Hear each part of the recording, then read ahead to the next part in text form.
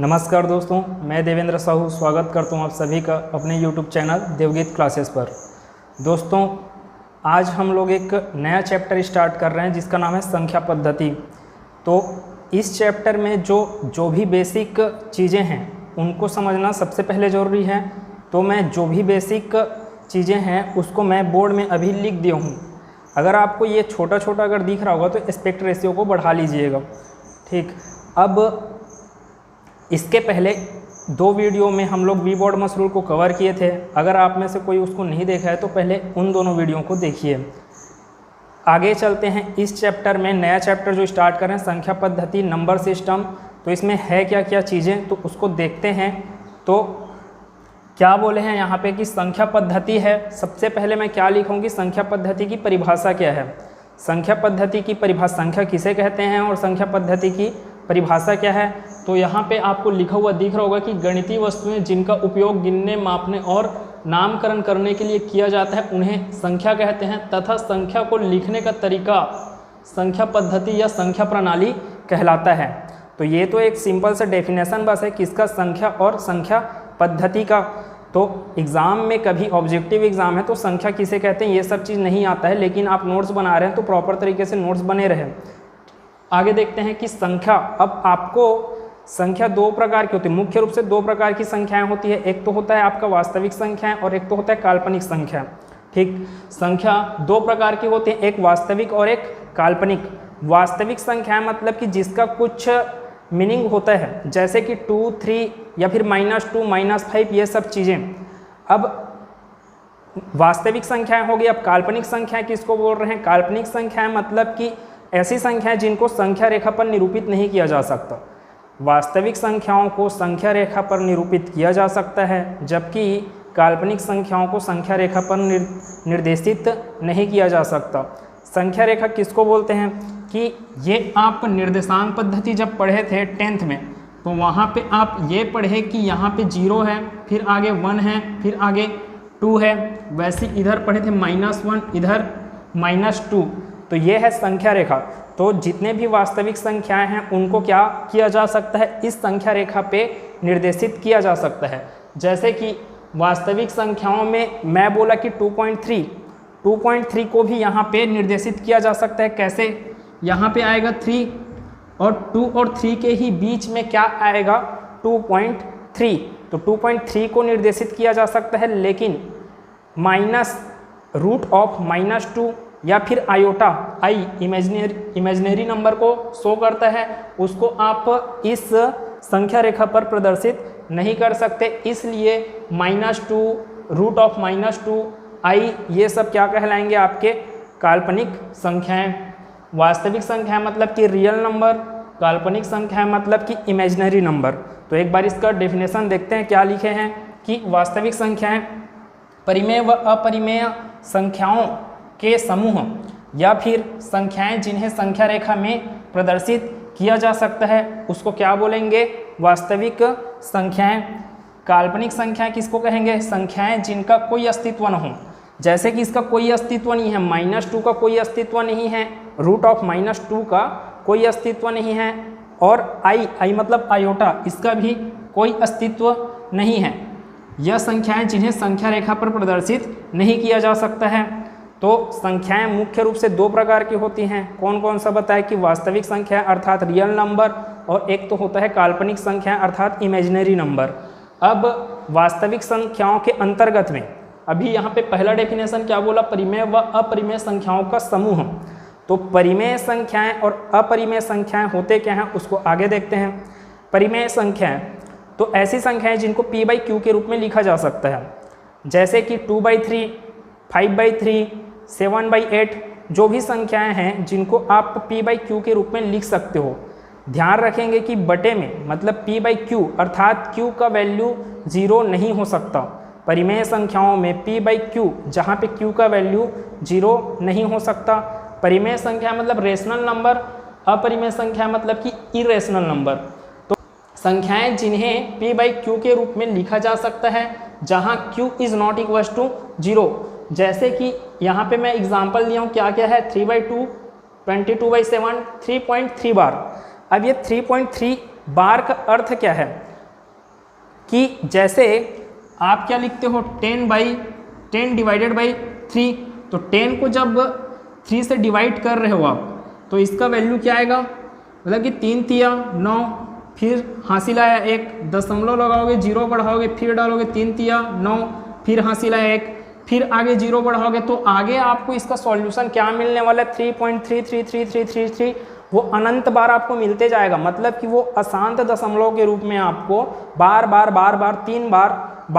3 को आप देते ही जाएगा। इसलिए उसको हम कैसे निरूपित कर सकते हैं, 3.333333 जितने बार आ रहे हैं उसको सिर्फ और सिर्फ 3.3 बार के रूप में प्रदर्शित कर सकते हैं। तो इसको आखिर ये है कि इसका रूप जो आ रहा है 3.3333 वो और कुछ नहीं 10/3 ही तो है, अर्थात 3.3 बार इक्वल्स टू 10/3 है। और उसको हम लोग कैसे 10/3 मतलब कि p/q का ही तो रूप है, तो 3.3 बार को भी हम क्या मानेंगे, परिमेय संख्याएं मानेंगे। ठीक, आगे ये है 0। अब 0 है, ध्यान रखना कि 0 क्या है, परिमेय संख्या है, जबकि इन्फिनाइट क्या है, अपरिमेय संख्या। 0 कैसे आ सकता है कि 0 डिवाइडेड बाई 5, उसका आंसर आएगा 0। अब 0 मतलब p के जगह में क्या है 0 है और q के जगह में क्या है आपका 5 है, तो उसका टोटल वैल्यू क्या आने वाला है 0/5 का वैल्यू 0 ही आने वाला है, अर्थात 0 को p/q के रूप में लिखा जा सकता है। लेकिन जस्ट इसका उल्टा कि 0 को बटे में रखें अगर, मतलब 5 डिवाइडेड बाई 0 का कोई वैल्यू नहीं होता, वो अभी तक अपरिभाषित है। अब अपरिभाषित है इसका अर्थ वहाँ पे ये दिया गया है कि उसका वैल्यू इन्फिनाइट आता है करके। जब भी q इक्वल्स टू अगर 0 हुआ इसका अर्थ ये हुआ कि आंसर आपका इन्फिनाइट आ रहा है करके। तो इन्फिनाइट को हम लोग क्या बोलते हैं, अपरिमेय संख्या के श्रेणी में आता है, जबकि 0 किसके श्रेणी में आता है, परिमेय संख्या अर्थात रेशनल नंबर के श्रेणी में। और ये अपरिमेय संख्या के श्रेणी में कौन आता है, इन्फिनाइट। अब ध्यान देने वाली बात एक और कि 22/7 परिमेय संख्या है, जबकि पाई क्या है, अपरिमेय संख्या। ध्यान रखेंगे इसको, ये इंपॉर्टेंट चीज़ है। ये 22/7 का वैल्यू 3.14 और आगे वो आते रहता है ना। भले हम लोग पाई का वैल्यू 3.14 लिखते हैं, लेकिन पाई क्या है आपका अपरिमेय संख्या है, लेकिन और 22/7 क्या है आपका परिमेय संख्या है। तो क्या क्या बोले हैं कि 3/2, 22/7, 3.3 बार 0 या फिर माइनस का 1/9, माइनस का 7/8 कोई भी चीज़ें क्या होगी आपकी, वो परिमेय संख्या के श्रेणी में रहेंगी। जबकि अपरिमेय संख्याओं के श्रेणी में नॉन परफेक्ट स्क्वायर नंबर, जैसे कि √4 को आप अपरिमेय संख्या नहीं बोल सकते, क्योंकि √4 का वैल्यू होता है 2 और 2 अर्थात 2/1 तो आ गया p/q के रूप में। लेकिन ये √2 है, √5 है, √3 है, ये सभी क्या है, नॉन परफेक्ट स्क्वायर। मतलब कि जिन लोगों का स्क्वायर रूट नहीं निकलेगा, है ना, मतलब कि पूर्ण संख्या के रूप में स्क्वायर रूट नहीं निकलेगा, वैसे स्क्वायर रूट क्या कहलाएंगे, आपके अपरिमेय संख्या है। मतलब कि जितने भी नॉन परफेक्ट स्क्वायर रूट हैं वो सब क्या होंगी, अपरिमेय संख्याओं के श्रेणी में रखोगे। √2, √5, √7, √3 ये सब क्या होंगे आपके अपरिमेय संख्याएं। जबकि √4, √9, √16, √25 ये सभी क्या होंगे, परिमेय संख्याएं। क्यों, क्योंकि √4 का वैल्यू आएगा आपका 2 अर्थात 2/1, √9 का वैल्यू आएगा आपका 3/1 और आगे आएंगे तो √16 का वैल्यू 4 और 4 मतलब कि 4/1। वैसी आगे जितने भी परफेक्ट स्क्वायर नंबर रहेंगे वो परिमेय संख्याएं होंगी, जबकि जितने भी नॉन परफेक्ट स्क्वायर नंबर होंगे वो सब क्या है, अपरिमेय संख्याएं होंगी। तो इस चीज़ को ध्यान रखेंगे। और सबसे ज़्यादा इंपॉर्टेंट क्या चीज़ है आपका, ये पाई और 22/7 क्या है आपका परिमेय संख्या, जबकि पाई क्या है, अपरिमेय संख्या। देखते हैं आगे, पूर्णांक संख्या मतलब कि इंटीजर्स नंबर। तो पूर्णांक संख्या क्या है, शून्य सहित जितने भी प्राकृतिक संख्याएं होंगी, शून्य सहित जितने भी प्राकृतिक संख्याएं हो, प्राकृतिक या फिर प्राकृत संख्याएं, शून्य सहित जितने भी प्राकृतिक संख्याएं होंगी वो सभी क्या कहलाते हैं, आपके पूर्णांक संख्याएं। तो शून्य सहित धनात्मक व ऋणात्मक संख्याओं का समूह, अर्थात कहाँ से कहाँ, -∞ से +∞, मतलब कि -7, -5, -6, पूरे के पूरा वही चीज़ आगे फिर धनात्मक पदों में धनात्मक संख्याओं के रूप में +7 +6 कहाँ तक, पूरे अनंत तक। तो बीच में क्या चीज़ आ रहा है आपका, शून्य भी आ रहा है। तो पूर्णांक संख्या किसको बोलेंगे, शून्य सहित धनात्मक व ऋणात्मक संख्याओं का समूह क्या कहलाता है आपका, पूर्णांक संख्याएं अर्थात इंटीजर्स। आगे चलते हैं, इसके बाद क्या है, पूर्ण संख्याएं। ये दोनों को ध्यान से सुनिएगा। क्या है पूर्ण संख्याएं, क्या है, प्राकृत संख्याओं में आप अगर शून्य को ऐड कर दो तो वो टोटल क्या कहलाएगा आपका, पूर्ण संख्या है। शून्य सहित प्राकृतिक संख्याओं का, शून्य सहित प्राकृत संख्याओं का समूह क्या कहलाता है आपका, पूर्ण संख्याएं अर्थात 0 1 2 3 कहाँ तक, इन्फिनाइट तक। क्या बोले, शून्य सहित प्राकृत संख्याओं का समूह क्या कहलाएगा आपका, पूर्ण संख्याएं। पूर्ण संख्याएं अर्थात होल नंबर।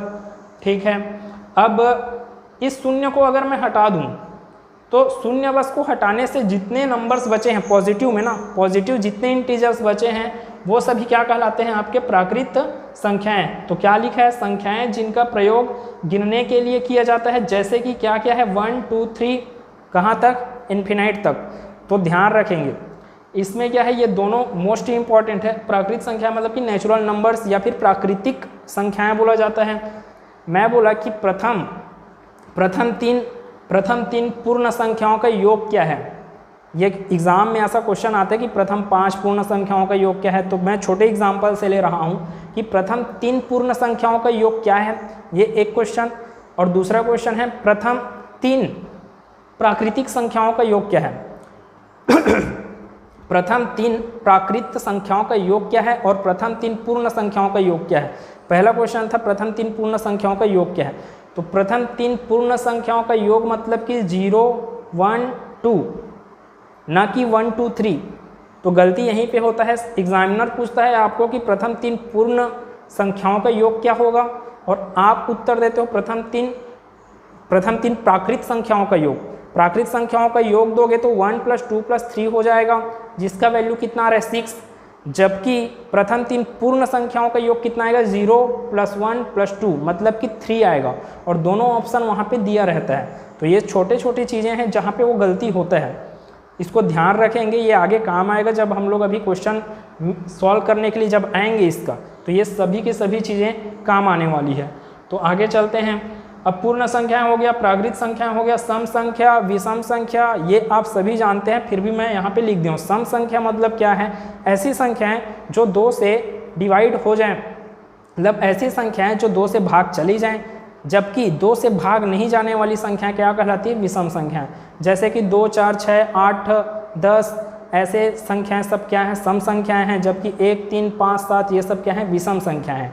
अब ध्यान देने वाली बात यह है कि जो जीरो है उसको हम सम मानते हैं कि विषम मानते हैं। कई बार डाउट ये आता है कि जीरो क्या है, सम है या विषम है। तो ध्यान रखेंगे कि जीरो क्या है, एक सम संख्या है। क्यों सम संख्या है, आप कभी भी देखना कि सम संख्याओं के बीच में या फिर विषम संख्याओं, 2 विषम संख्याओं या फिर 2 सम संख्याओं के बीच में क्या रहेगा, एक संख्या का गैप रहता है। जैसे कि मैं लिखा 1 1 2 3 1 2 3 4 5 6, तो आपको यहाँ पे दिख रहा है कि 1 3 5 ये सभी क्या हैं, विषम संख्याएं हैं। वैसे ही 2 4 6 ये सब क्या है, सम संख्याएं हैं।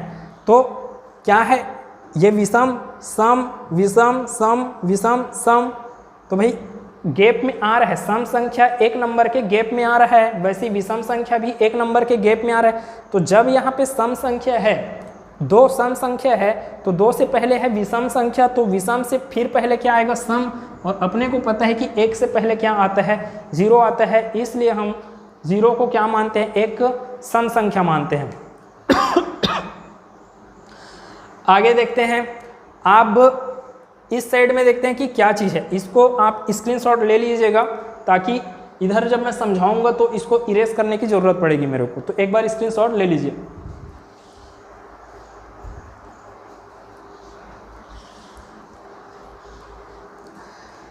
तो आगे चलते हैं। आगे क्या है, भाज्य संख्याएं। भाज्य संख्याएं, अभाज्य संख्या। भाज्य संख्या मतलब कि कंपोजिट नंबर है, और अभाज्य संख्या मतलब कि प्राइम नंबर है। तो भाज्य संख्या किसको बोलते हैं, ऐसी संख्याएं जो खुद से सभी संख्याएं क्या होती है, खुद से तो डिविजिबल होती ही हैं और इसके साथ साथ एक से भी डिविजिबल होती है। तो एक और खुद से डिविजिबल होने के साथ मतलब कि खुद और एक से भाग जाने के साथ साथ किसी अन्य नंबर से भी भाग चले जाए तो ऐसे नंबर्स को क्या बोला जाता है, भाज्य संख्याएं। जैसे कि मैं बोला 4 क्या है, 4 खुद से भी भाग जाता है और 1 से भी भाग जाता है, इसके अलावा 2 से भी भाग जाता है, इसलिए ये क्या है, एक भाज्य संख्या। 1 और 4 के अलावा ये तीसरे संख्या से भी भाग गया, इसलिए 4 क्या कहलाएगा, भाज्य संख्या। वैसे ही 8 को देख लें, 8 और 1 के अलावा 2 से भी 4 से भी भाग जाता है, इसलिए 8 को आप क्या बोलोगे, भाज्य संख्या। 7 सिर्फ 1 और खुद 7 के अलावा किसी से भाग नहीं जाता। ध्यान से देखेंगे क्या बोला मैं, 3 हो गया, 2 हो गया, 3 हो गया, 5 हो गया, 7 हो गया, 11 हो गया, 13 हो गया, 17 हो गया। ये ऐसी संख्याएं हैं जो खुद से और सिर्फ 1 से ही भाग जाते हैं। तो ऐसी संख्याएं जो खुद से और खुद के अलावा सिर्फ 1 से भाग जाए वैसी संख्याओं को आप क्या बोलोगे, अभाज्य संख्याएं। अभाज्य संख्या मतलब कि प्राइम नंबर, अभाज्य संख्या मतलब कि प्राइम नंबर, भाज्य संख्या मतलब कि का कंपोजिट नंबर। आगे देखते हैं कि अब ध्यान से एक चीज को देखते हैं, क्या है, 0 के बारे में हम लोग जान लिए कि 0 एक सम संख्या है। 1 के बारे में आपका फैक्ट ये है, 1 के बारे में फैक्ट ये है कि 1 ना तो भाज्य संख्या ना तो अभाज्य संख्या है। 2 के बारे में फैक्ट ये है कि 2 सबसे छोटी अभाज्य संख्या है। 2 सबसे छोटी अभाज्य संख्या होने के साथ साथ क्या है, अभाज्य संख्याओं के श्रेणी में एकमात्र ऐसी संख्या है 2 जो कि आपका सम संख्या है। अभाज्य संख्याओं के श्रेणी में 2 एकमात्र ऐसी संख्या है जो आपका सम संख्या है। और सबसे छोटी सम अभाज्य संख्या बोलेगा तो भी आंसर क्या है, 2। सबसे छोटी अभाज्य संख्या बोलेगा तो भी आंसर क्या है, 2। सबसे छोटी विषम अभाज्य संख्या, सबसे छोटी विषम अभाज्य संख्या, विषम मतलब कि ऑड नंबर्स, तो आपको सबसे छोटी विषम अभाज्य संख्या बोल रहे हैं, मतलब कि सबसे छोटा विषम कौन सा मिल रहा है आपको, 3। सबसे छोटा सम अभाज्य संख्या कौन सा मिला है आपको, 2 मिला है। विषम अभाज्य संख्या 3 मिला है।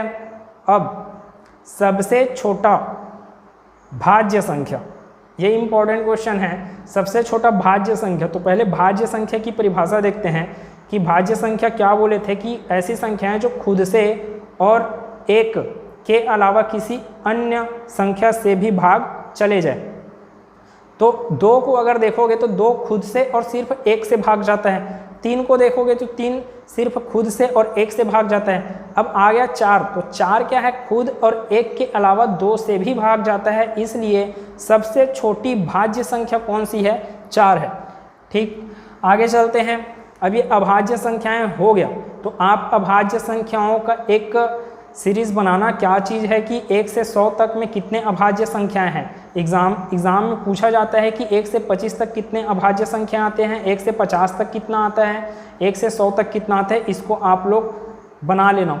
आगे सह अभाज्य संख्याएं हैं। सह अभाज्य संख्या मतलब कि को प्राइम नंबर्स, 2 या 2 से अधिक नंबर्स का जो आपका समूह है, जैसे कि मैं बोला 2 3 4 या फिर 4 6 8, दोनों में अंतर क्या है कि सह अभाज्य संख्या का परिभाषा क्या है। सह अभाज्य संख्या का परिभाषा ये बोलता है कि ऐसे संख्याओं का समूह जिनका उभयनिष्ठ मतलब कि कॉमन, कि ऐसे संख्याएं जिनका उभयनिष्ठ या फिर HCF क्या हो, 1 हो। जैसे कि मैं यहाँ पे उदाहरण में क्या लिखा हूँ, 2 और 5 लिखा हूँ। तो 2 और 5 में देखोगे तो कोई भी कॉमन नहीं निकल सकता है, कॉमन निकलेगा सिर्फ 1। 2 और 5 में कॉमन क्या निकलेगा, उभयनिष्ठ क्या निकलेगा, सिर्फ 1। वैसे 4 और 7 में उभयनिष्ठ निकलेगा सिर्फ 1।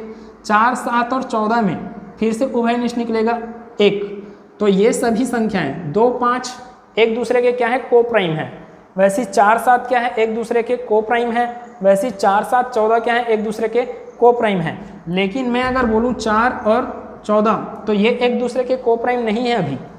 क्यों? क्योंकि इन दोनों में से 2 अभी कॉमन निकल सकते हैं, 2 2 दूनी 4, 2 सत्ते 14। तो यहाँ पे क्या हुआ है कि 4 14 को प्राइम नहीं है, जबकि 2 5 4 7 4 7 14 ये सब चीज़ क्या है आपके को प्राइम नंबर्स हैं।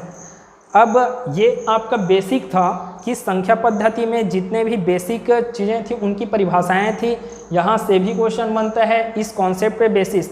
और जब इस कॉन्सेप्ट को नहीं समझेंगे तो इस चैप्टर में आने वाले क्वेश्चन को बनाना हम लोग के लिए कठिन हो जाएगा। तो इसलिए यहाँ तक आप कर लिए होंगे, यहाँ तक स्क्रीनशॉट ले लिए थे। आगे अब बीजगणितीय सूत्र में चलते हैं जिसका उपयोग होने वाला है जब क्वेश्चन सॉल्व करेंगे तब। तो बीजगणितीय सूत्र आप लोग अधिकांश लोग इस चीज़ को जानते होंगे कि कौन कौन सा फार्मूला कहाँ कहाँ पे यूज़ होता है करके। तो एक बार देखते हैं कि बीजगणितीय सूत्र क्या है। आप जैसा जैसा मैं यहाँ पे लिखा हूँ वैसे वैसे नोट कर लीजिएगा ताकि आगे जब अपन क्वेश्चन सॉल्व करने के लिए स्टार्ट करेंगे तो आपको ये याद रहना चाहिए और इसका यूज़ होगा वहाँ पे। तो जितने भी बीजगणितीय सूत्र हैं उनका अनुप्रयोग भी आने वाला है। तो हम लोग पहले फार्मूले से स्टार्ट करते हैं जो a प्लस बी का होल स्क्वायर आपको दिख रहा होगा। a प्लस बी का होल स्क्वायर इक्वल्स टू क्या, a square plus B square plus 2ab। सभी को पता है a माइनस बी का होल स्क्वायर इक्वल्स टू होता है a square plus B square minus 2ab। वैसे a square minus B square equals to a plus B into a minus B. ये formula most important है। सभी के सभी फार्मूले यहाँ पे इम्पॉर्टेंट हैं, लेकिन सबसे ज़्यादा यूज़ आपका ये आता है। तो a square minus B square equals to a plus B into a minus B. वैसे ही यहाँ पे अब क्यूब वाले में चलेंगे कि a plus B cube, a plus B का होल क्यूब इक्वल्स टू क्या है, a cube plus B cube plus 3ab into a plus B. अब इसको याद रखने का तरीका क्या है, यहाँ पे जब a प्लस बी का होल क्यूब वाला फार्मूला है तो पूरे में क्या आया है आपका प्लस आया है, जबकि ये माइनस वाले में आपका क्या आ रहा है, पूरे में माइनस आ रहा है। a माइनस बी का होल क्यूब इक्वल्स टू क्या है, a cube minus B cube minus 3ab into a minus B. आगे देखते हैं। अब देखो क्या किया है, a प्लस बी का होल क्यूब का फार्मूला था ये, जहाँ पे ये पद आया था क्या, a cube plus B cube. तो a प्लस बी क्यूब बराबर अगर करेंगे तो इसको क्या करना पड़ेगा, इधर पक्षांतर करना पड़ेगा। तो जब इसको इधर पक्षांतर करेंगे तो आगे जो सॉल्यूशन मिलने वाला है, तो इसको जब इधर पक्षांतर करेंगे तो आगे लास्ट में जो सॉल्यूशन मिलेगा वो क्या मिलेगा आपको, इतना मिलेगा, a cube plus B cube equals to ये मिलेगा। अब एक बार इसको करके देखते हैं कि क्या अपने को ये मिल रहा है।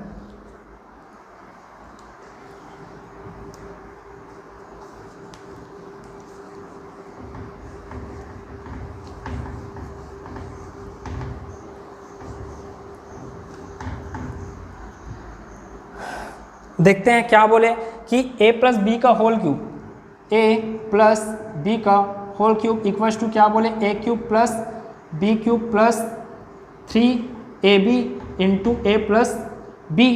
अब अपने को चाहिए इतने का वैल्यू, अगर इतने का वैल्यू चाहिए तो अपने को क्या करना पड़ेगा, इसको एक तरफ रखना पड़ेगा और इसको इधर पक्षांतर करना पड़ेगा। तो आगे सॉल्यूशन क्या होगा, a cube plus B cube, a cube plus B cube equals to क्या होगा, इधर a प्लस बी का होल क्यूब। अब ये जब पक्षांतर होकर इधर आएगा तो ये क्या बन जाएगा, 3ab a प्लस बी।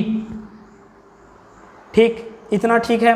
आगे इसको कैसे लिखा जा सकता है, आपको पता है कि x टू दी पावर 3 है, x टू दी पावर 3 को आप कैसे लिख सकते हो, X square into X to the power 1 ऐसा लिख सकते हो। वैसे ही ये क्या है, a प्लस बी का घात में क्या है 3 है, तो इसको कैसे तोड़ के कैसे लिखा जा सकता है, a प्लस बी का whole square into a plus B, फिर ये माइनस क्या है 3ab into a plus B.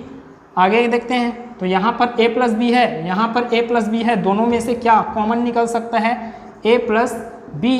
इस टोटल पद में से a प्लस बी कॉमन निकल सकता है, इस टोटल में से a प्लस बी कॉमन निकल सकता है। तो दोनों में से क्या करते हैं, a प्लस बी को कॉमन निकालते हैं। तो यहाँ पर क्या हो गया, a प्लस बी, ये a प्लस बी कॉमन निकला, तो अंदर में क्या बचा, a प्लस बी का होल स्क्वायर, ये इतना, फिर माइनस क्या है, ये 3ab माइनस ऑफ 3ab।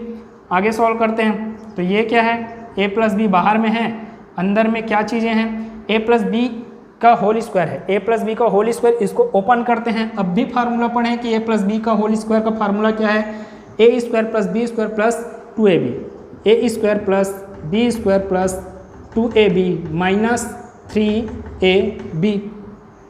तो आगे देखें तो क्या मिलने वाला है अपने को, a प्लस बी, ये a प्लस बी हुआ, आगे ये a square plus B square.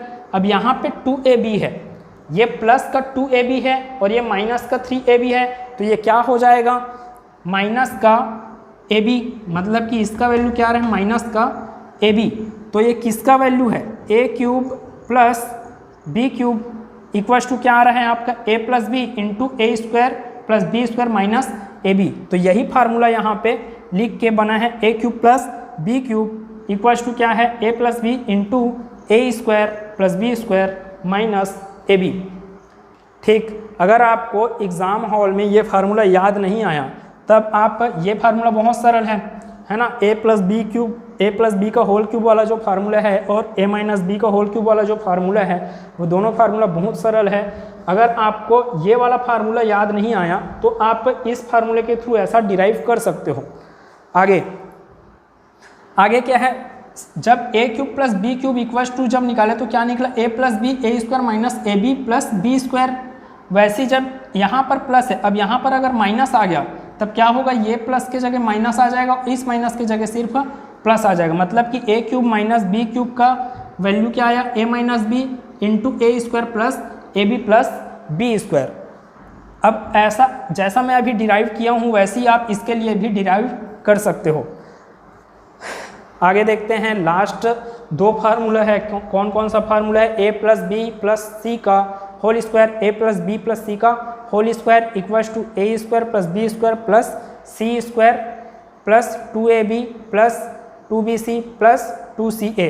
या फिर यहाँ से 2 कॉमन निकालोगे, 2 कॉमन निकालेंगे तो क्या होगा, अंदर में ab plus B C plus C आएगा। ठीक है, इतना। आगे ये वाला फार्मूला, ये फार्मूला आप अच्छे से इसको दिमाग में रखिएगा, ये बार बार आता है। अब अपने को भले ही ये सब फार्मूला क्या है, सरल टाइप का लगेगा, लेकिन जब एग्ज़ाम आता है तो एग्ज़ाम में हॉल में बैठोगे तो यहाँ पे कौन सा फार्मूला को कैसे यूज़ करना है वो कई बार समझ नहीं आता। तो जब क्वेश्चन आएगा तभी समझ में आएगा कि इसको कैसे कैसे अप्लाई किया जा रहा है। तो लास्ट फार्मूला देख लेते हैं, क्या चीज़ लिखा है, a cube plus B cube plus C cube और उसके आगे क्या चीज़ है, minus 3abc। a cube plus B cube plus C cube minus 3abc। इसके बराबर क्या होगा, a plus B plus C into A square plus B square plus C square minus A B minus B C minus C A, है ना। a plus B plus C into कोष्टक के अंदर क्या चीज़ है, ए square plus B square plus C square minus A B minus B C minus C A. या फिर इसी फार्मूले को किस रूप में लिखा जा सकता है, 1/2 into A plus B plus C into bracket के अंदर में क्या है, छोटा ब्रैकेट a माइनस बी का whole square plus b minus C का whole square plus c minus A का होल स्क्वायर। एक बार फिर से देखेंगे, अगर क्लियर नहीं दिख रहा होगा, छोटा छोटा लिखे होने के कारण अगर नहीं दिख रहा होगा तो एक बार फिर से बोल रहा हूँ मैं इसको, क्या है 1/2 into A plus B plus C into A कोष्टक के अंदर क्या चीज़ें हैं, a माइनस बी का whole square plus b minus C का whole square plus c minus A का होल स्क्वायर। तो यहाँ तक आज की क्लास रहेगी। अब इसको आप लोग नोट कीजिएगा, इस सभी फार्मूले को याद रखिएगा। यहाँ पे मैं जितना भी संख्या बताया था कि संख्या के प्रकार में क्या क्या है, उनके सब परिभाषा वगैरह को दिमाग में रखिएगा, वहाँ से भी क्वेश्चन बनता है। तो आगे के क्लास में क्वेश्चन के साथ आगे बढ़ेंगे। एक बार इसको अच्छे से याद कर लिए रहना, जितना भी फार्मूला है और जहाँ जो आप नोट किए हो। ठीक है, तो मिलते हैं नेक्स्ट। अगर आपको ये वीडियो पसंद आया तो वीडियो को लाइक कीजिएगा, शेयर कीजिएगा, चैनल को सब्सक्राइब कीजिएगा। मिलते हैं नेक्स्ट वीडियो में। धन्यवाद।